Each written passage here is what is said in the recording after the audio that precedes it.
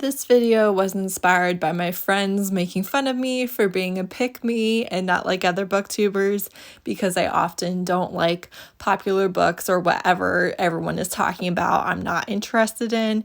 And because of that, I thought, what are the things that booktubers do? So I tried to do things that many booktubers do. This is not an attack on any person and it's just supposed to be funny, unless you think I'm calling you racist, in which case I meant that. So the second question of the booktube newbie tag is, what are some fun and unique things you can bring to booktube?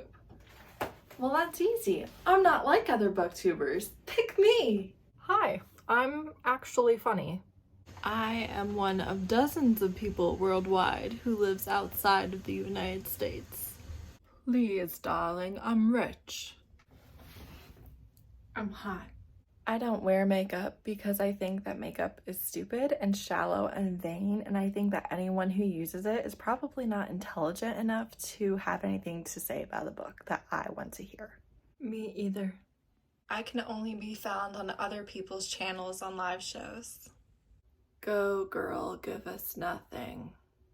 I'm the only one making this content right now, and I just feel like I deserve some credit. These other booktubers are not creative. They don't think outside the box. The reason why I have hundreds of thousands of subscribers is obviously because I'm the best. I'm better. I work harder. I work longer. I work smarter. I read 4 books a year, 1 every quarter. It feeds my superior brain and I'm actually able to absorb what I'm reading. You probably don't remember a dang thing that you read. Oh yeah, I read 1,095 books a year. That's 3 books a day, every day, including Sundays. You have to be lying. I'm sorry? No one reads that many books. Oh, well, I'm just a really fast reader. What are you talking about? Oh, well, when I'm working, I listen to audiobooks. That's cheating. You're not even reading with your eyeballs.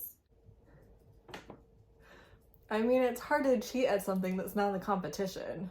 Hey guys, full-time booktuber here. So when we are first introduced to these characters, we really see the difference in their personalities and their approach to things. The juxtaposition of the more silent, serious older brother and then the younger, more frivolous characters, and the way that they don't take things as seriously, they aren't as careful. Ella Enchanted by Gail Carson Levine. 5 stars, loved it. It was amazing, incredible. Nancy Drew, The Moonstone Castle Mystery by Carolyn Keene. 5 stars, loved it. Nancy Drew, The Secret of the Forgotten City. Amazing, it's 5 stars, I loved it so much. I read a lot of manga. That's not a real book. Oh, so you're just okay. I read a ton of romance. That's just trash. You're not feeding your brain at all.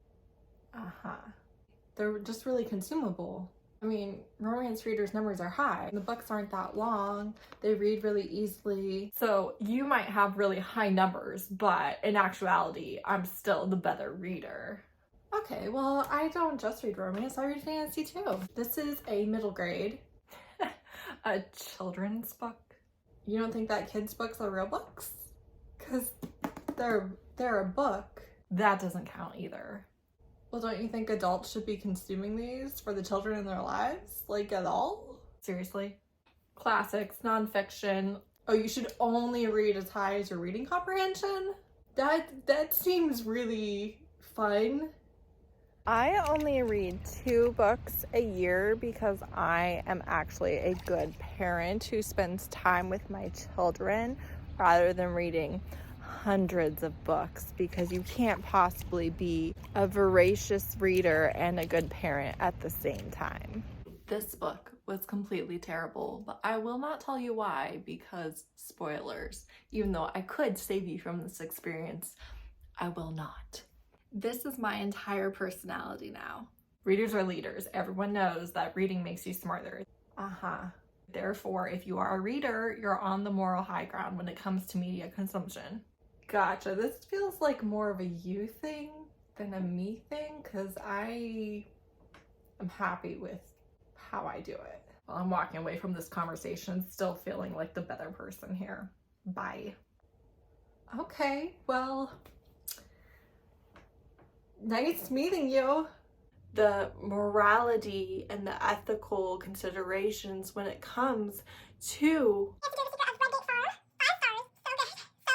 Yeah, I only read white authors. Not that I will come out and say that, but if you look at my recommendations, my wrap-ups, my TBRs, my Goodreads, you'll probably notice a severe lack of melanin.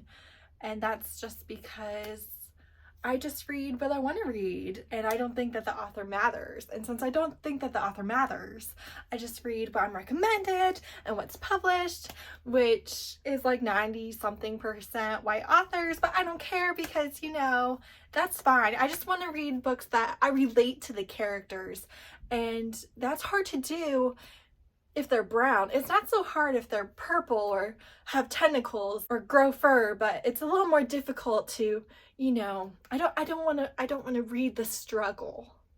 But love you. No shirtless men belong on my bookshelves. Much better. It's a book club. A read along. It's a readathon. A Patreon. I really don't like popular books. I only like obscure, indie, hidden gems, if you will. If you've talked about it, I'm not interested. I discover all of my books myself. I never get it from other creators of any platform. I am my own source. Green screen. So for my February TBR, I have this book that was sent to me by the subscription box that I use. You can use my code. I don't follow any creators who read diversely, and I don't really read diversely myself, but I am going to put this on my TBR this month because it was picked for me and sent to me, and I'm going to take a picture of it for Instagram. But if you want to find out if I actually read it, you'll have to watch my wrap-up, which will conveniently just not mention it. And there won't be any other books for this month, but I was sent this one, so this one will be in my book stack. The character work gets more in-depth the farther into the story that you go. Bodice rippers are just so embarrassing. I only like discreet covers or illustrated covers because, you know, you just don't get that ick factor. The brashness of the shirtless man. Aesthetics.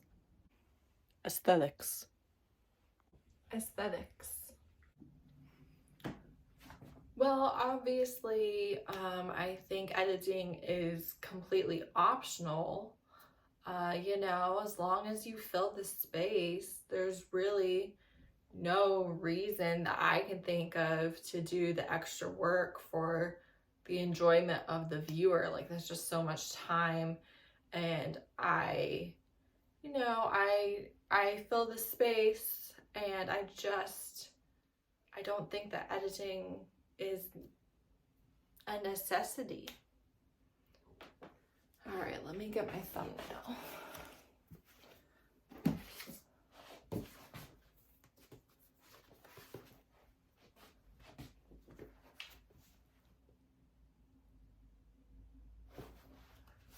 Hi, I'm Heather from here Booktubes. B-roll.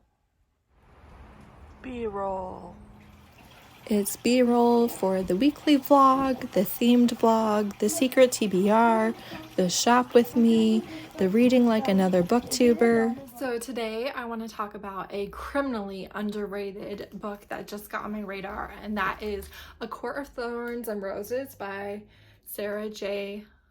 Maas. I never hear anyone talking about this book, and it is so good. It's so good. The representation, the love story, the politics, the plot, this has everything. So you have these brothers who don't view life in the same way and who maybe are going to have interpersonal issues because of their different approach. Treehouse number 1, Dinosaurs Before Dark by Mary Pope Osborne. Loved it. Amazing. 5 stars. Treehouse Dolphins at Daybreak. 5 stars. Amazing. I mean, I don't know, man. I think I just bring a logical, more practical, perspective to booktube that's really missing. I wouldn't call myself a misogynist. I mean, I don't really like traditionally published romance. Characters like that don't always work for me, but I think in this particular version of it, the author does a really good job of explaining why our characters are doing what they are doing. And as the plot progresses, you really question your own perceptions of these characters and their motivations. Magic Treehouse Midnight on the Moon. 5 stars, loved it. Magic Treehouse Midnight at Dawn. 5 stars, loved it. It's amazing. Sometimes you can feel like the big bad is a caricature. I felt like that was not the case in this one. I felt like it was really well done. You felt the complex emotions of the villain and his assigned role in this story. Let me tell you how much I cannot stand book talk. Book Twitter is such an embarrassing dumpster fire. I kind of hate literary fiction readers. I don't really know any, but I've heard they're snobs. Everyone says that they're elitist. I know for me personally, I did relate more to the middle pig, and that's probably because I have issue with people just not doing anything right, but I'm also not a type A perfectionist like the older brother was. And I could feel his frustration with his brothers in the story as they have to rely on him for what he is doing, which really leads us to the question of who were their parents and why did they raise such very different people? Will anyone have a happily ever after? I think that they leave that open to the interpretation of the viewer. I'm way too old for this. What am I doing? Oh my god.